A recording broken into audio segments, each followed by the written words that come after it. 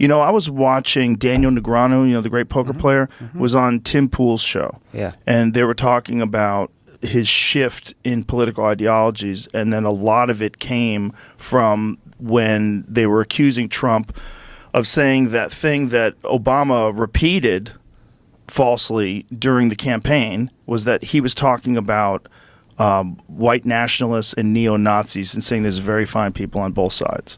And Negreanu had heard that. He had heard the clip where Trump said it, where it was edited. He had never seen the full thing. And then once he saw the full thing, he was like, what the fuck?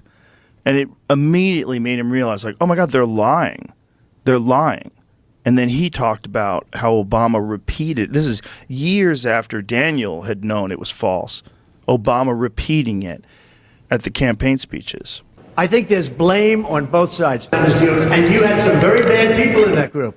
But you also had people that were very fine people on both sides. Unfairly, sir, I'm sorry, I just didn't understand what you were saying. You were saying the press has treated white nationalists unfairly? No, I just didn't understand what you were saying. No. There were people in that rally, and I looked the night before. If you look, there were people protesting very quietly the taking down of the statue of Robert E. Lee.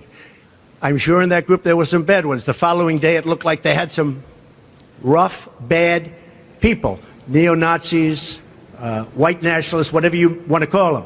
But you had a lot of people in that group that were there to innocently protest and very legally protest because, you know, I don't know if you know, they had a permit.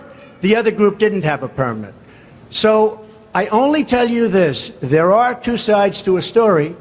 I thought what took place was a horrible moment for our country.